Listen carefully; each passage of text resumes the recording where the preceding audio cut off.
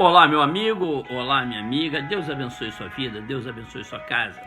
Eu quero falar nessa mini reflexão sobre repetir palavras e, de repente, essas palavras fazendo efeito na sua vida. Olha, à luz da Bíblia, na verdade, isso não funciona. Não funciona, desculpa, você ficar mentalizando coisas positivas. Eu não estou dizendo que você vai pensar coisas ruins para você, não. Tente entender hoje a minha reflexão. Tente levar uma vida prática na sua essência e você verá que isso fará diferença.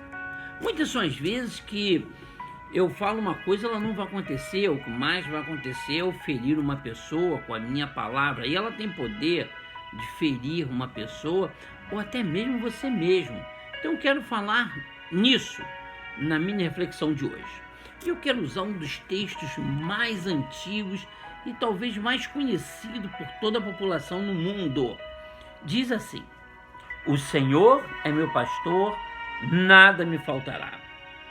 Apenas aí, o começo do Salmo 23. Gente, tem pessoas que falam assim: olha, todo dia você tem que ler o Salmo 23, de manhã, de tarde, de noite, para que as bênçãos do Senhor venham sobre a sua casa. A bênção do Senhor está em eu ler o Salmo 23 ou eu viver o Salmo 23? Existe uma diferença enorme entre eu recitar poeticamente o Salmo 23 e eu, de uma forma muito tranquila e até sem muito conhecimento, conhecer o Deus do Salmo 23. Por mais que eu conheça toda a Bíblia de Gênesis ou Apocalipse ou você, o que faz a diferença não é o conhecimento da Bíblia, mas é a intimidade com o autor da Bíblia, que é Deus. Isso que faz a diferença. Eu posso ficar, gente, lendo o Salmo 23 10 vezes por dia, lê-lo de joelho, lê deitado, lê em pé, lê segurando com a mão, ou memorizá-lo e repetir várias vezes, mas o que faz a diferença na vida de um homem, de uma mulher, não é quantas vezes eu recito o Salmo 23 ou outros textos bíblicos, ou até palavras motivacionais. O que faz a diferença é eu conhecer o autor do Salmo 23, eu conhecer Jesus Cristo, eu ter intimidade com o Espírito Santo. Isso faz a diferença. Nesses momentos que estamos vivendo, um momento de conturbação espiritual, social e político, econômico no mundo todo, o que faz a diferença é eu conhecer um Deus que criou todas as coisas, é eu conhecer um Deus que é misericordioso, é eu conhecer o Deus que morreu na cruz para os meus pecados, para me dar direito a ser chamado Filho de Deus na pessoa de Jesus Cristo. Isso faz a diferença. É claro que eu tenho que conhecer o Salmo 23, conhecer o Salmo 1, conhecer o 2, conhecer todo o Pentateuco, conhecer os profetas maiores, menores, os livros históricos, os livros poéticos, o Novo Testamento, conhecer os evangelhos,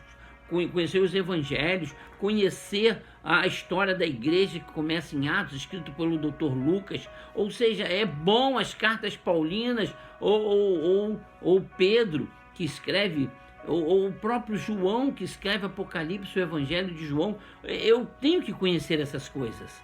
Isso é inerente à vida de um homem e de uma mulher que quer conhecer a Deus, mas na verdade o que vale mais a pena é quando eu coloco todo esse meu conhecimento em prática e conheço Deus que operou e opera todas essas coisas.